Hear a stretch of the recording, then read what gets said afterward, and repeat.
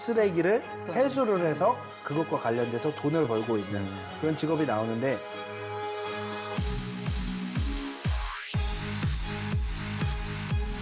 인천공항에 전화를 했죠. 일단 항공기를 모두 다 올스탑 시켜라. 점심시간이었어요. 맞아요. 네. 그래가지고 사람들이 이제 점심 먹으러 가도 되는지 저한테 막 카톡 오고.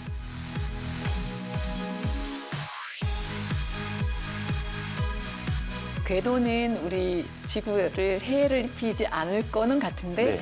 가까이 오니까 네. 탐구할 수 있는 좋은 기회다.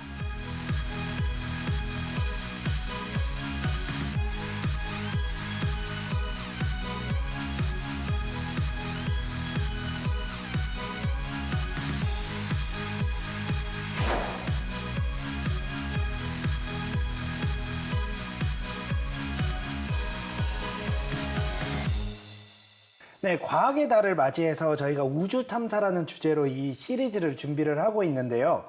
그 마지막 이야기, 오늘은 우주 위험 시나리오, 이 우주 위험 시나리오라는 주제로 김명진 박사님께서 이야기를 준비를 해 주셨다고 합니다. 먼저 강연을 듣고 이야기를 나눠보도록 하겠습니다.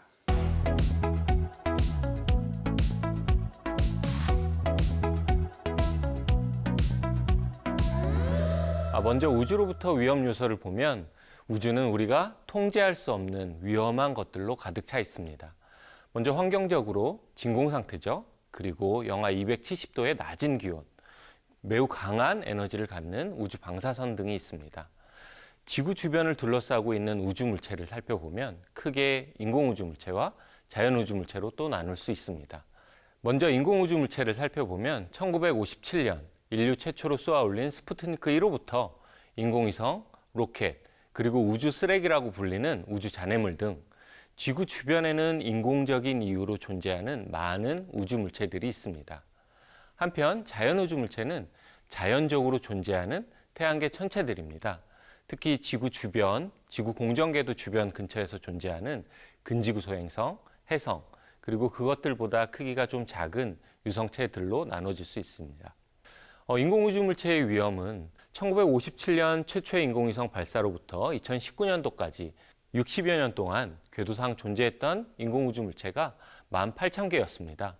그런데 최근 5년간 무려 1만 개 이상의 인공우주 물체 증가세를 보였습니다. 2024년 현재 지구 궤도를 도는 개수가 무려 2만 8천여 개 정도 됩니다. 이는 최근 스페이스X의 스타링크와 같은 민간 기업의 우주 개발, 참여가 늘어나면서 생긴 변화입니다. 스페이스X는 2027년까지 12,000기, 궁극적으로는 42,000기의 인공위성을 쏘아 올려서 인터넷 통신을 위한 저궤도 군집 위성을 발사한다는 계획을 가지고 있습니다. 또한 2007년도에는 중국, 2021년도에는 러시아에서 자국의 인공위성 요격 실험, ASAT라고 불리우는 실험을 실시하였습니다. 이 실험 결과 적게는 수백 개, 많게는 수천 개의 우주 잔해물 파편이 생성되었습니다. 지금까지 알려진 크기 1cm 이상의 우주 잔해물들은 모두 100만 개 이상으로 추정되고 있는데, 이들은 크기는 작지만 우주 공간상에서 속도는 매우 빠르기 때문에 만약 충돌할 경우 인간의 우주 활동이나 인공위성 운영에 큰 영향을 미칠 수 있습니다. 실제로 이러한 우주 파편들 때문에 국제우주정거장은 20여 년간 약 30여 차례의 회피 기동을 수행했다고 합니다. 충돌 위험을 회피하기 위한 이러한 작전을 준비한다 하더라도 실제로 작은 크기의 우주 물체의 위치 정보를 알아내는 것은 매우 어렵습니다. 또한 실제로 그 회피 작전을 수행하는 것도 어렵죠. 지구 궤도에 작은 크기의 우주 물체들의 밀도가 어느 수준을 넘으면 그 물체들 사이의 충돌이 다시 한번 발생하고, 이로 인해서 그 밀도는 더욱더 높아져서 마치 지구 주변을 토성의 띠처럼 이렇게 우주 물체들로 감싸는 현상이 발생할 것이라고 1978년도에 나사의 과학자 도널드 캐슬러가 이 문제를 지적을 했습니다. 바로 캐슬러 신드롬입니다. 이러한 일은 아직까지 발생하고 있지는 않지만 많은 과학자들 그리고 우주 개발과 관련된 사람들이 우려하고 있는 부분입니다. 크기 1cm만 되더라도 굉장히 빠른 초속 7에서 8km로 움직이는 우주 파편들은 인간의 우주 활동을 제한하고 또 인공위성의 기능을 마비시킬 수 있기 때문에 이러한 우주 쓰레기의 증가는 미래 우리가 우주 활동을 하는데 반드시 해결해야 하는 문제가 됩니다. 이번에는 자연우주 물체를 알아보도록 하겠습니다. 자연우주 물체 중에서 대표적인 것은 소행성입니다. 우리가 교과서에 잘 나와 있듯이 소행성은 대부분 화성과 목성 사이에 소행성대에 존재하고 있습니다. 지금까지 알려진 것만 100만 개가 넘습니다. 그런데 이들은 전혀 지구에 위협적이지 않죠. 우리가 SF 영화에 자주 나오는 장면 중에 하나가 소행성대를 탐사를 할 때 그 지역을 지나갈 때 굉장히 빽빽한 소행성대를 지나가는 건데요. 이것은 사실 비현실적입니다. 실제로 소행성대에서 소행성 2개의 평균 거리는 산술적으로 약 100만 킬로미터 떨어져 있습니다. 그렇다면 정말 위험한 것은 뭘까요? 바로 지구 공전 궤도 근처에 존재하는 소행성이죠. 우리는 이들을 NEA, Near Earth Asteroid, 근지구 소행성이라고 부릅니다. 사실 지구 근처에 소행성이 있다는 사실은 잘 몰랐습니다. 최초의 소행성 세레스를 1801년도에 발견하고 무려 97년이 지난 1898년도에 최초로 지구 근처 공간에 소행성 에로스, 지구 근처 소행성을 발견을 한 거죠. 왜 그랬을까요? 바로 크기가 작기 때문입니다. 소행성의 표면은 굉장히 어두운 물질로 이루어져 있기 때문에 우리가 까만 하늘에 까만 돌들이 지나다니게 되면 실제로 가까이 다가오기 전까지는 발견하기가 매우 어렵습니다. 근지구 소행성들의 매해 발견된 발견 개수 그래프를 보면요. 1998년도부터 특정 시점을 시작으로 그 발견 개수가 급격하게 늘어난 것을 확인할 수 있습니다. 이는 나사에서 1998년도에 미 의회의 명령에 따라서 스페이스 가드골, 이른바 우주 방위 목표라는 것을 세우고 지구 근처 공간에서 인류의 위협이 되는 크기 1km보다 큰 소행성 90%를 찾는다라는 목표를 세웠기 때문에 그렇습니다. 그 목표를 세우고 나서 나사의 많은 망원경들이 지구 근처의 소행성을 찾는데 많은 노력을 하고 있습니다. 최근 5년간에는 매년 2,500개에서 3,000개가 넘는 근지구 소행성 발견 개수가 늘어나고 있습니다. 점점 더 많이 발견하고 있는 거죠. 그 이유는 최근에 관측 기술이 굉장히 발달하면서 훨씬 더 많은 숫자의 작은 크기의 소행성들을 새롭게 발견하고 있기 때문에 그렇습니다. UN 차원에서는 이 지구를 위협하는 소행성으로부터 국제적인 협력을 통해서 지구를 지키겠다라는 2개의 우주 방위 조직을 만들었습니다. 첫 번째는 세임페이지라고 부르는 우주 임무 기획 자문 그룹이라는 단체입니다. 이 단체는 실제로 50m 이상의 소행성이 50년 이내에 1%의 확률로 지구 충돌 확률이 존재하게 되면 각국의 모든 우주 자산들을 모아서 그 소행성의 궤도를 변경시키는 우주 임무를 기획하는 그룹입니다. 또 하나는 IOWN, International Asteroid Warning Network, 국제 소행성 경보 네트워크라고 해서 우리가 소행성의 궤도를 정밀하게 추적해서 실제로 어디에 부딪히는지 끝까지 파악한 후에 예상 추락 위치에 지역의 사람들을 모두 다 대피시키는 그러한 훈련을 하고 있습니다.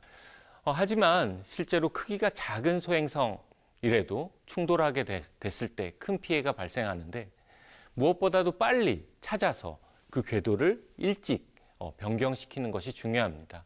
늦게 찾으면 우리가 가지고 있는 모든 우주 자산이라 하더라도 결국은 지구에 충돌하게 되는 사건이 발생하게 되는 거죠.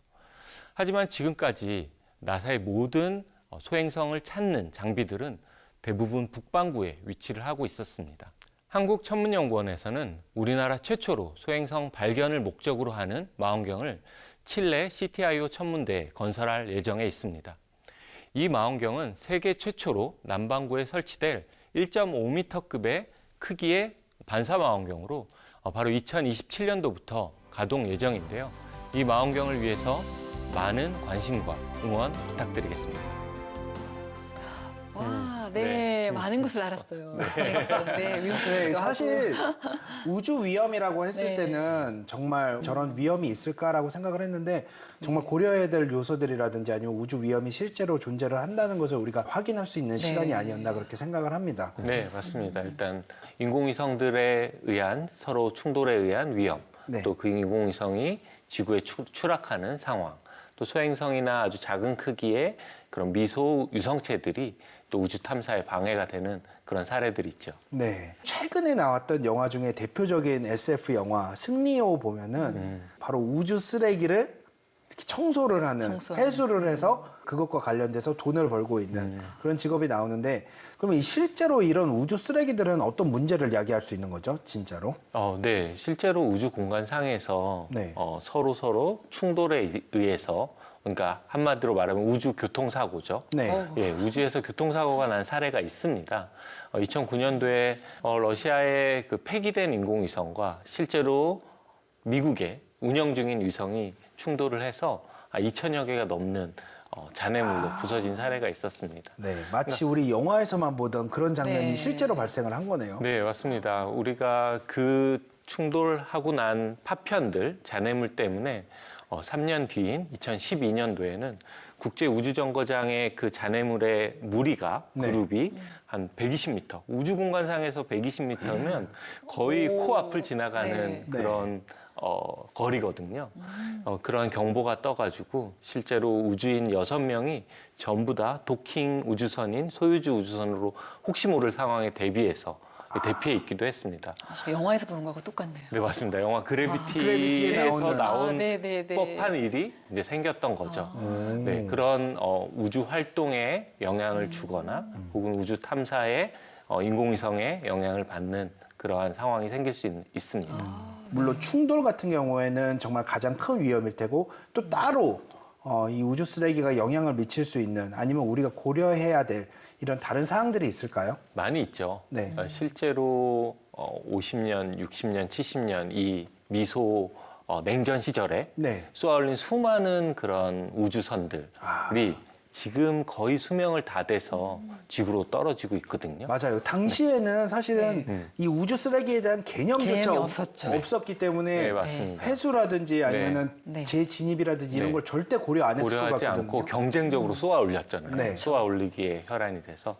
근데 최근의 발사를 보세요. 지난 5년간 한 10,000개 정도의 인공위성들이 올라갔습니다. 맞아요. 이들이 수명이 끝나는 시점을 고려해 본다면 앞으로 우주 개발을 하는데 신경 써야 되는 게 많아지는 거죠. 저도 궁금한 게 네. 우리나라가 사실은 그런 우주 쓰레기에 대한 정보들을 알 수 있는 그런 여러 가지 체계들이 잘 되어 있나요? 네. 저 한국천문연구원이 2015년도부터 우주환경감시기관으로 네. 지정되어서 우주물체 감시실이라고 맞아요. 이렇게 인공위성들이 세계 지도에 그려져 있는 곳이 있죠. 그래서 거기에는 우리나라 자국 위성들이 지나가는 경로들이 다 나타나 있고요. 실제로 그 우리나라 인공위성의 궤도에 근처에 오는 인공위성들이 있다라고 하면 경고가 뜨고 하는 체계가 이미 구축이 되어 있습니다. 제가 기억하기로 우리나라 상공을 그 인공우주물체가 지나간 적이 있어서 네. 한번 같은 비행기 다 못 가게 했던 적이 있었다고 네. 알고 있거든요. 최근에 네. 네. 우리나라에서 이렇게 행안부에서 네. 전체 재난 문자를 네, 받았었어요. 맞아요. 그런 적이 사실 있었어요. 이제 행안부 재난문자는 우리가 자주 받는 거고 네. 최초로 과기부에서 재난문자를 맞아요. 보내준 적이 과기부였어요. 맞아요. 네. 작년 바로 1월이었고요. 네. 23년 1월에 미국에 인공위성이 추락하는 상황이 있었고 마지막 추락하는 패스가 궤적이 한반도 상공을 지나갔습니다. 그래서 저희가 그때 당시에 위성 추락 상황실로 24시간 비상근무를 하고 있었는데요. 이제 인천공항에 전화를 했죠. 일단 항공기를 모두 다 올스탑 시켜라 해가지고 실제로 공항에서 항공기 이륙이 1시간 정도 지연이 된 사례가 있었습니다. 들어오는 비행기도 못 들어오게. 항로상에서 항로상 있고. 대기했던 거죠. 여태까지 재난 문자를 많이 받아봤어도 나사의 네. 위성이 추락하니 신경 쓰고 맞습니다. 각별히 그렇죠. 위험에 준비해달라는 네. 네. 이런 문자를 받았다는 게 약간 감회가 새로웠거든요. 네, 저는. 외출을 자제해달라, 맞아요. 막 이런 특별히 거. 그때가 점심시간이었어요. 맞아요. 네. 그래가지고 사람들이 이제 점심 먹으러 가도 되는지 저한테 막 카톡 오고 이랬는데요. 저도 굉장히 새로웠어요. 네. 근데 이게 새로우면서도 와 우리나라가 이렇게까지 이제 많은 신경을 쓰고 발전을 했구나라는 네. 것을 단번에 느낄 수 있는 문자 한 통이 아니었나 저는 그렇게 생각을 합니다. 맞습니다. 맞습니다. 네. 사실 2024년도에 우주 탐사가 되게 많이 계획이 되어 있잖아요. 그러면 앞으로 발생하는 우주 쓰레기, 그다음에 발생할 수 있는 잠재적인 인공물들에 대한 회수 방법이라든지 아니면 처리 방법이 연구되고 있는 게 있나요? 네, 있습니다. 2009년도에 그 우주 교통사고 이후에 IADC, 국제 우주 쓰레기 조정위원회가 만들어졌습니다. 아, 우주 쓰레기를 조정하는. 네, 네, 맞습니다. 네, 필요한 것 같아요. 맞습니다. 그래서 실제로 인공위성이 크게 두 가지의 궤도로 나눌 수 있는데 국제우주정거장 같은 스타링크와 같은 저궤도 위성 그리고 항상 동일한 위치에서 동일한 영역을 보는 정지궤도 위성 정지궤도? 이렇게 네. 두 가지로 나눠지는데요. 저궤도 위성 같은 경우는 그 커미티의 권고 사항이 이제 지구에 충돌시키는 거죠. 네. 실제로 지구 대기권에 진입하면서 불타서 다 없어지고 내려오진 않고요. 내려오는 포인트가 니모 포인트라고 해가지고 네. 우리 남태평양에 굉장히 고립된 지역이 있습니다. 안전한 지역이군요. 안전한 지역이죠. 네. 가장 가까운 섬까지의 거리가 뭐 한 1,900km 떨어져 있는. 진짜? 예, 여기에 이제 재진입 충돌시키는 것을 이제 목표로 하고 있고요. 네. 멀리 있는 정지궤도 위성 같은 경우는 한 36,000km 더 떨어져 있는 크잖아요. 곳이 네. 크기도 하고 네. 그래서 그거는 이제 위로 무덤 위로. 궤도라고 합니다. 네. 그러니까 더 멀리 보내는 거죠. 아. 실제로 미션 운영을 할 때 끝에 궤도 조정을 할 수 있는 연료를 조금 남겨둡니다. 그래서 그 연료를 가지고 멀리 도망가는 멀리. 거죠. 그러면은 이제 위성 지구에 무덤 궤도로. 네, 무덤 궤도로 네. 지구에 영향을 줄 일이 없습니다. 다행입니다. 네. 네. 되게 겁이 났거든요. 사실 여태까지 말씀해주신 인공물체 같은 경우에는 인간이 만든 거다 보니까 아무리 크다고 하더라도 인간이 컨트롤할 수 있는 크기잖아요. 네. 그런데 생각을 해보면은 이 인공 우주 물체보다 더 위험해 보이는 거는 자연 우주 네. 물체 같거든요. 어떤 위험성이 있을까요? 이거 정말 많이 위험하죠. 그죠? 네, 하지만 이제 확률상으로는 높지는 않습니다. 네. 왜냐하면 자연우주 물체, 특히 소행성들은 태양계 궤도를 돌고 있고요. 그리고 지구도 태양을 중심으로 한 궤도를 돌고 있는데 지구 주변에 있는 자연우주 물체들을 100년 동안 시뮬레이션을 합니다. 그 궤도를. 그리고 지구도 100년 동안 돌려서 서로 충돌하는지 충돌하지 않는지 이렇게 조사를 하는데 알려진 그 34,000개 중에서 앞으로 100년 동안 지구랑 충돌할 소행성은 없습니다. 없어요? 네, 없습니다. 오, 다행입니다. 네, 정말 다행이죠.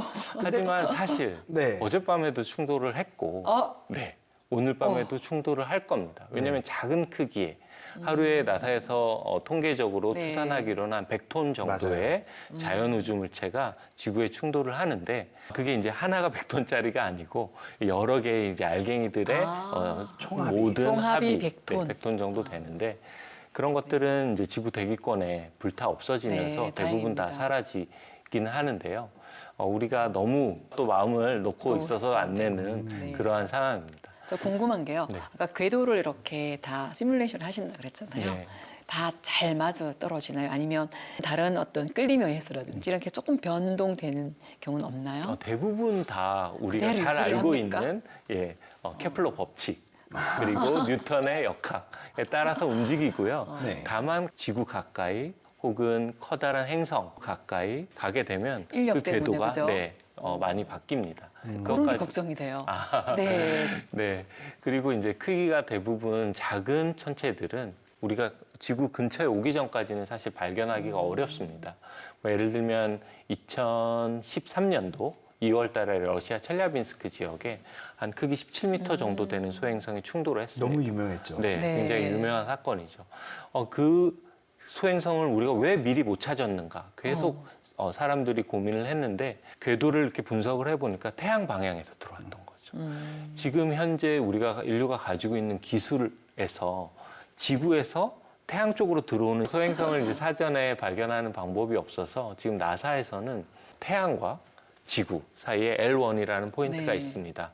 거기에서 오히려 태양을 등지고 지구 쪽을 바라보는 그 망원경을 만들려고 계획을 하고 있습니다. 되게 중요하겠네요. 네. 그러면 항상 낮은 상황도 이제 계속 지구를 감시할 수 있는 거죠. 네. 네. 그러면은 네. 상시적으로 지구를 감시할 수 있는 시스템 같은 경우에는 이미 어느 정도는 갖춰져 있다고 볼 수가 있겠네요. 계속 업그레이드 시키고 발전시키고 있는 과정이라고 보면 되겠네요. 네, 맞습니다. 그러면 우주 위험을 발생시킬 수 있는 자연 우주 물체 같은 경우에는 소행성 말고는 없을까요?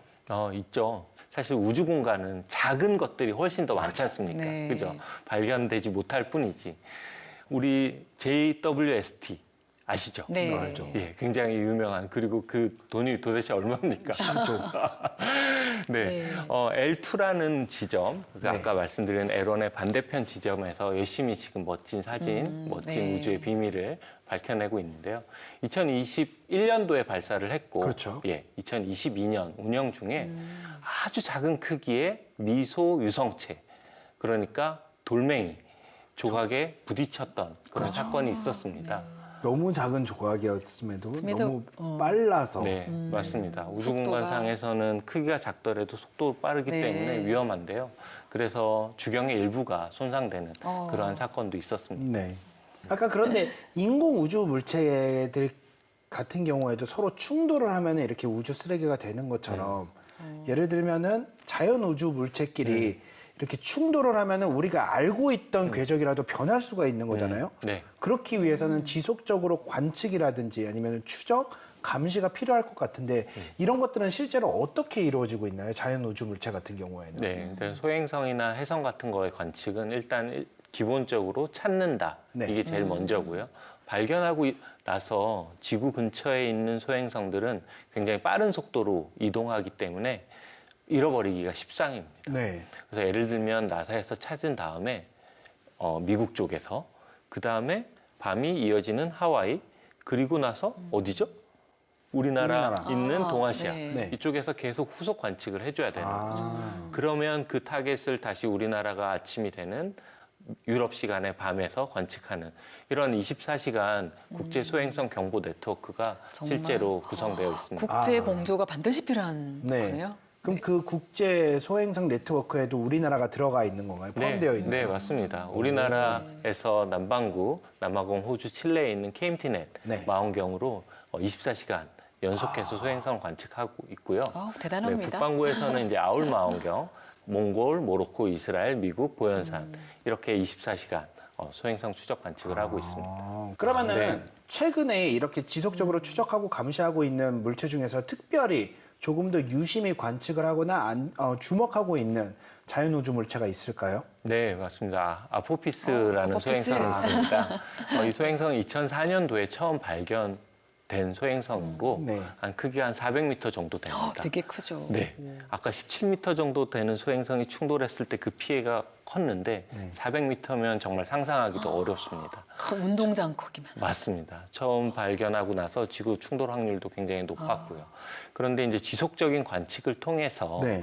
지구 충돌 확률은 앞으로 100년 동안 없을 것으로 그렇게 예측을 했는데 특별히 2029년 4월 13일 동양의 그 불길한 숫자 4와 서양의 불길한 숫자 13 더군다나 그날은 금요일입니다. 금요일이에요. 모든 게 겹쳤네요. 지구 겹쳤어요. 정지궤도 안쪽보다 더 가까이 지구를 스쳐 지나갑니다.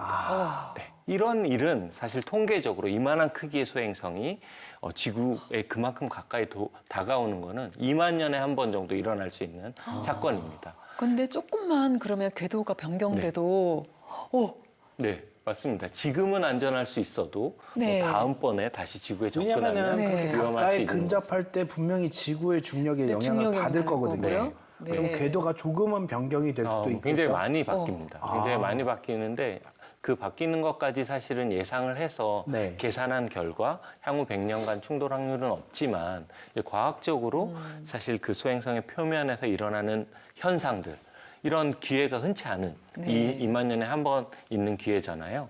그래서 이것을 위해서 많은 나라들이 그 소행성 탐사하려고 준비를 하고 있고 우리나라도 계속 공부를 하고 있습니다. 그거네요. 이 궤도는 우리 지구를 해를 입히지 않을 거는 같은데 네. 가까이 오니까 네. 탐구할 수 있는 좋은 기회다. 네, 맞습니다. 아주 네. 좋은 기회를 우리가 그렇군요. 한번 잡아보려고 노력하고 네. 있습니다. 네.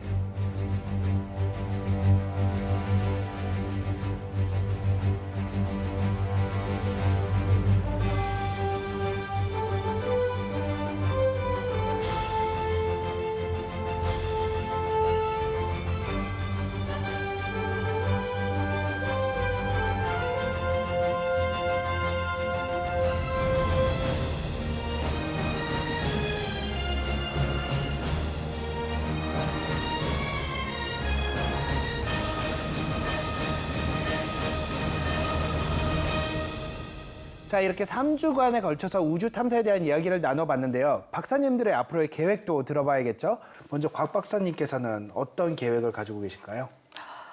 저는 원대한 게 하나 있는데요. 네. 우리가 일반 날씨에서 가장 중요한 게 뭘까요? 뭐 정확하게 예측하는 거겠죠? 그렇죠. 네. 그래서 향후에는 이 우리 태양 지구간뿐만 아니라 태양권까지 포함해서 우주 날씨를 좀 더 정확하게 예측해서 좀 신뢰도 높은 정보를 제공하고자 하는 몰두를 할 계획입니다. 네. 실제로 제가 이제 어디 나가서 지구방위대 항상 얘기하시죠. 소개를 하는데 지구방위대요. 실제로 나사에서 플래너타리 디펜스 코디네이트 오피스 지구방위 사령실이 있고요. 이사도 비슷한 조직이 있습니다. 사실 우리나라는 실제로 지구를 위협하는 소행성들을 총괄하는 그런 부서는 없는데 네. 우리나라에 네. 지구방위대를 만들어서 함께 지구를 지키는 게 제 목표입니다. 너무 원대한 네. 계획인 것 같지만서도 반드시 필요한 네. 그런 계획이 아닐까 생각합니다. 자, 인류가 우주를 탐사하는 일은 계속 앞으로도 지속될 것이고 그리고 그에 따른 기술도 계속 고도화될 것입니다. 인류의 미래를 개척한다는 명목도 있지만 그에 따른 잠재적인 결과에 대해서 우리도 한 번쯤은 생각해 봐야 될 때가 지금이 아닌가 생각합니다. 과학기술로 뒷받침될 우주 탐사의 미래를 기대하면서 저희는 여기서 인사드리도록 하겠습니다. 감사합니다. 감사합니다. 네, 수고하셨습니다. 수고하셨습니다. 수고하셨습니다.